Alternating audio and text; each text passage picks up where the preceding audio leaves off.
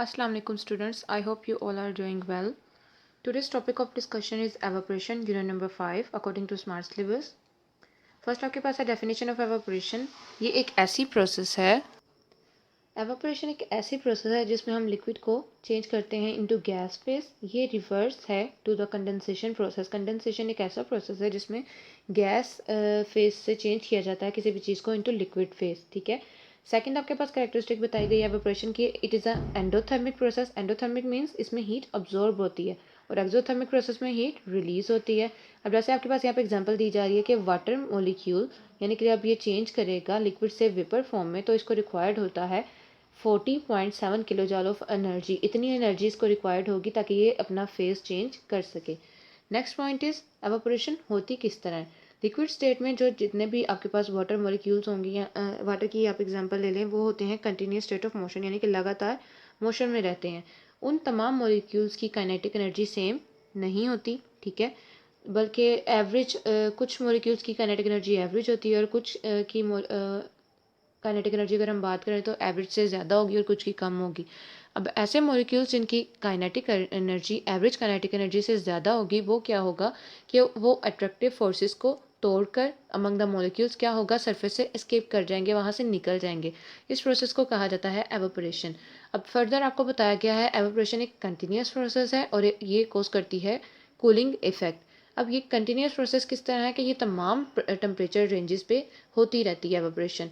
अब यहाँ पे आपको एक और पॉइंट बताया गया कि rate of evaporation directly proportional है टेम्परेचर के. जैसे जैसे आपके पास टेम्परेचर की वैल्यू इंक्रीज करेगी उसी तरह ही आपके पास एवापोरेशन का रेट इंक्रीज करता जाएगा. वो किस वजह से, क्योंकि जैसे टेम्परेचर इंक्रीज करेगा तो मॉलिक्यूल्स की काइनेटिक एनर्जी इंक्रीज करती जाएगी और फिर एवापोरेशन का रेट भी इंक्रीज करता जाएगा. एवापोरेशन एक कूलिंग प्रोसेस है.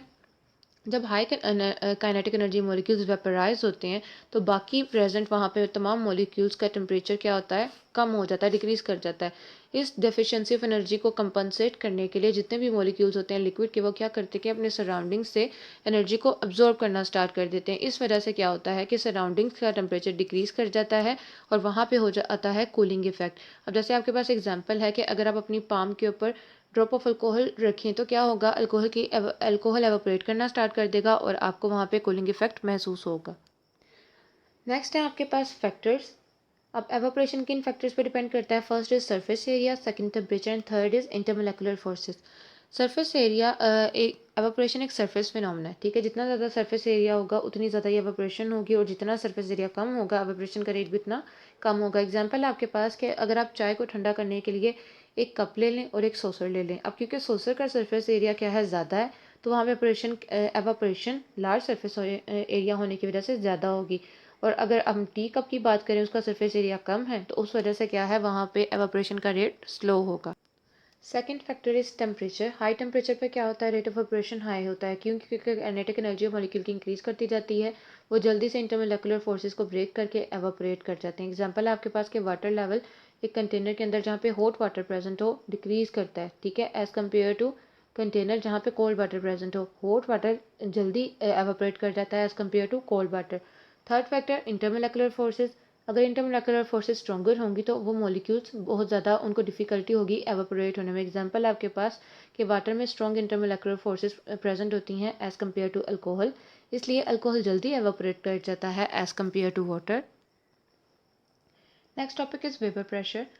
वो प्रेशर जो कि लिक्विड के वेपर्स एक्सर्ट करेंगे यानी कि अप्लाई करेंगे at equilibrium with the liquid एक पर्टिकुलर टेम्परेचर पे, उसको कहा जाता है vapour pressure of a liquid. Next आपको यहाँ पे इक्विलिब्रियम स्टेट के बारे में बताया जा रहा है. इक्विलिब्रियम एक ऐसा स्टेट होगा जहाँ पे rate of vaporisation and rate of condensation becomes equal to each other, लेकिन ऑपोजिट डायरेक्शन में वो दोनों रिएक्शंस होते रहेंगे. अब इस पैराग्राफ में आपको बताया गया है ओपन सिस्टम और क्लोज सिस्टम के बारे में. अगर हमारे पास कोई ओपन सिस्टम प्रेजेंट हो तो क्या होगा, जब मॉलिक्यूल्स एवापोरेट करेंगे तो वो डायरेक्टली जाके मिल जाएंगे एयर के साथ. लेकिन जब हम क्लोज सिस्टम की बात करें तो एवापोरेटेड मॉलिक्यूल्स उस लिक्विड सरफेस के ऊपर कलेक्ट होना स्टार्ट हो जाएंगे.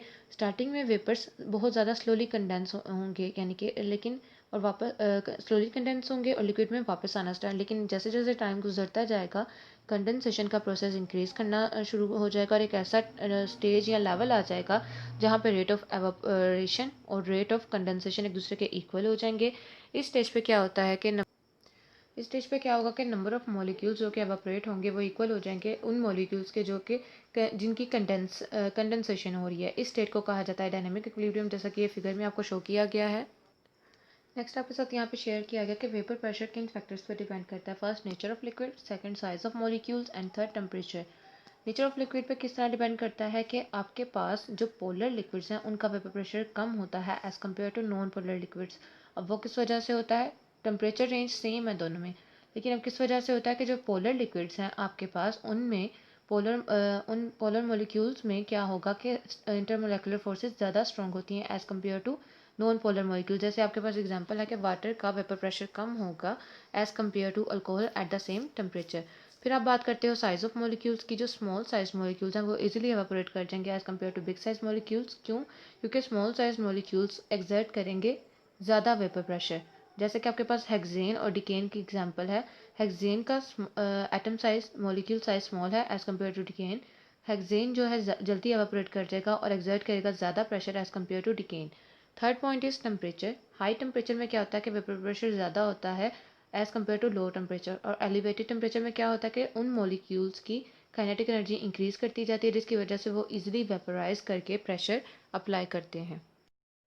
ओके क्लास, नेक्स्ट आप करेंगे यूनिट नंबर 5 की exercise. According to smart syllabus 2 ही एमसीक्यूज हैं आपके पास, MCQs number 7 and 11। Short question है आपके पास, short question number 4 and 7, long question 1 to 3। Numericals आप करेंगे numerical number 2, 3, 4, 5 and numerical number 7, 8 and 9। Okay.